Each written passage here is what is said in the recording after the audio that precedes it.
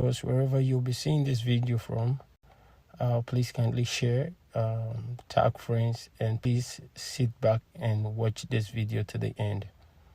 Nigeria to be or not to be, believe me, these three candidates you see right on this poster has no capacity, has no competence, has nothing to do to fix the decayed Nigeria.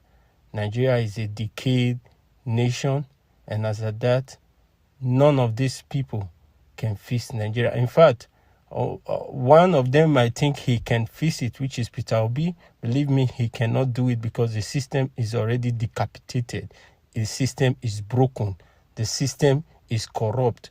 The system is not going to work. He has said it before, and there is nothing that could make the system work.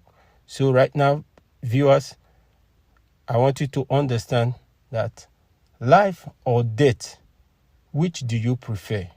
The 2023 election is the Fulani conquest mission and the choice before the rest of Nigerians.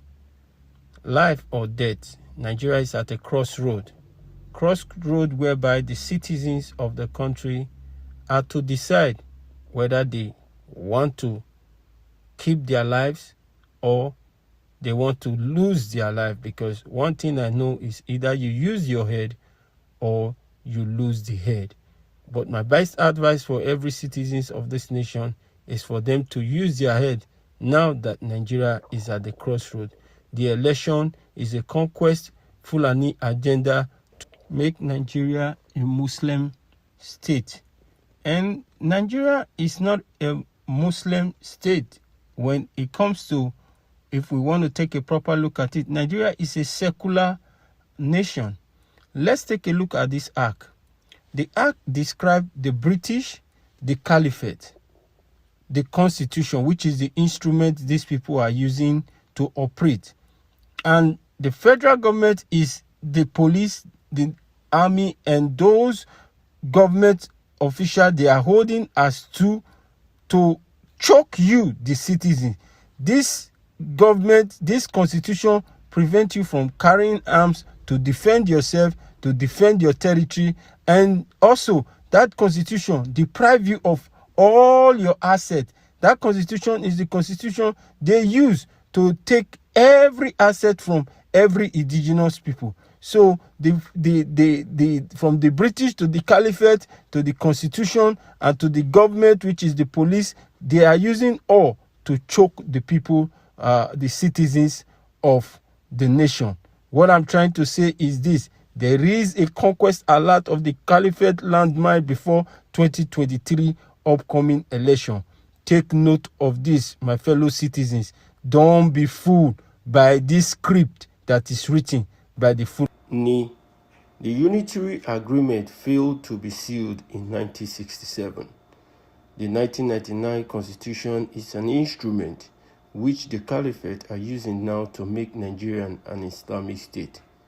The fundamentalists are using a very well instructed in their drive to establish an Islamic state.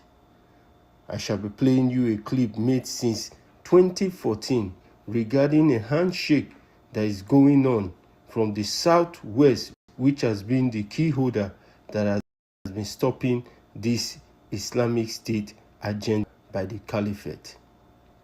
Now it has happened as Lagos State has secretly implemented Sharia law into Lagos State. My question is this: is the constituent, who are the indigenous nationalities of Lagos State, were they consulted by their state house rep before this implementation of this Sharia into Lagos State bill?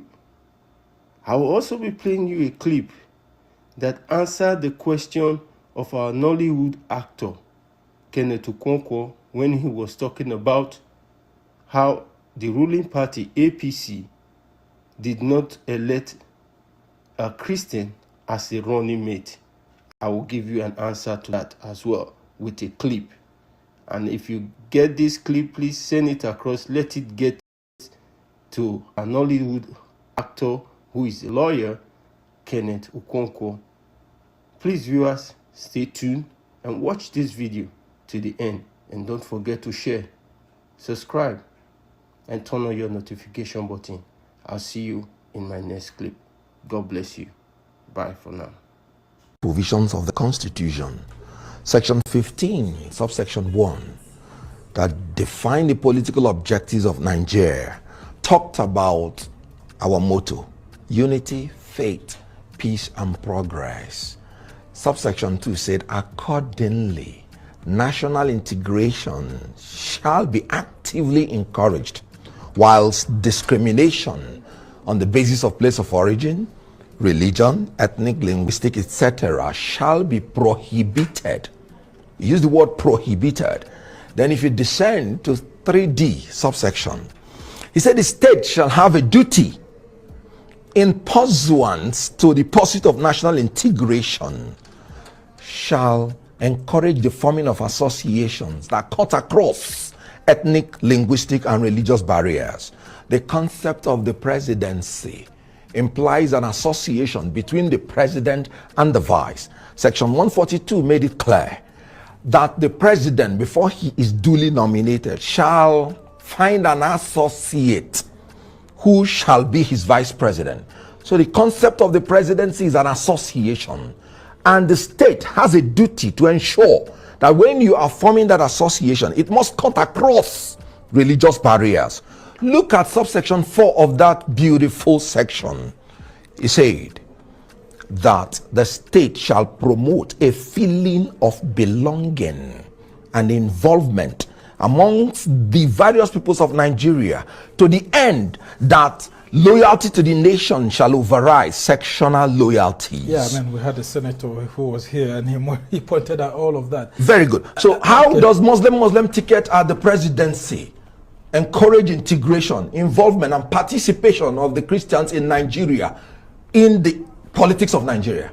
And you know what? What I meant by dual ideology, because I did not explain it, I was running for time. Section 1 of the Nigerian Constitution says that the Constitution of Nigeria is supreme. Read it. Say it is higher than any other law that is made in Nigeria. Abi? Section 38, paragraph 1 of the Constitution of Nigeria guarantees freedom of expression, freedom of belief, freedom of choice. You can decide which religion you want to be under the Nigerian Constitution. Then the same Constitution now has Sharia inside the Constitution, and Sharia says if you dare change your religion from Islam to any other religion, you must die. Sharia says if you practice any other religion apart from Islam, you must die. Both of them are inside the Constitution. So you have two captains inside the same boat. That is what is rocking Nigeria. Because the promoters of the dual ideology don't want to lose it. I sit in the religion committee. I know what is going on. I can't tell you everything that is going on. We are fighting to get Sharia out of the Constitution. It is clear that if you touch Sharia, get ready for a bloodbath that you have never seen before. So we have no other option but to petition our God in heaven. That God, you have to intervene. We can't handle this. They are ready to kill to retain Sharia. That's why we need your prayers. Are you praying along with me? I'm giving you a prayer request. Please pray that God in heaven that lie down quietly is not the pretension of death, but breathing of the energy to devour his enemies.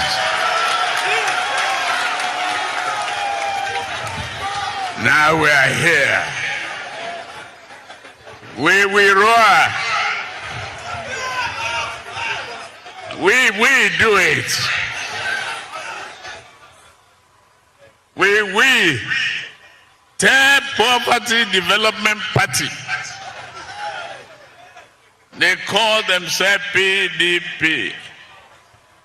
16 years of misery, 16 years of wastefulness, 16 years of failures, 16 years forgetting about our children today and tomorrow. We said, step aside, be buried, cry, and leave the way for us. We will repair our country and we bring it back as strong and the best nation.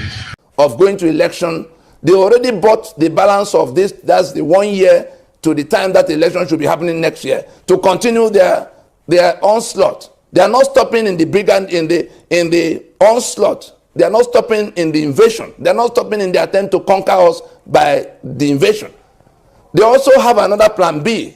In one of the recent broadcast alerts, we talked about plan A, plan B, and plan C, in which the election is plan C. The election is playing two roles: to keep the South and Middle Belt busy, talking about who will govern, whereas the invasion is continuing. We saw it in the train attack and what they say the land has to be handed over to them now. They've become impatient. They are feeling defrauded. And so it is only in dragging us to that, pushing us into that tunnel of election. And I think it was yesterday that I saw on TV, what's his name, the one chairing INEC for them, Mahmoud, or whatever he's called, saying that no matter what the situation is, they will go to election. That caliphate is desperate now to go to election. I also saw the National Security Advisor trying to lend Monguna also, trying to lend his voice to it, that it is the duty of all of us to make sure we go to election. Again, we remember Hakim Baba Ahmed. These are now the caliphate proprietors of what they are doing. Hakim Baba Ahmed was telling us the other time that it is only by all of us joining hands that we can get to election, that to ease out the Buhari who doesn't agree with the restructuring. These are all gimmicks. The caliphate wants to get more time to continue their conquest. The outcome of the election is already predetermined. They don't even know how to get there based on what is coming at them from all sides. They didn't anticipate anybody could defeat that constitution. They didn't anticipate anybody could organize the kind of alliance we have now. They didn't anticipate anybody could get to Washington and push them out from where they used to be in the inner workings of things. They are now strangers. So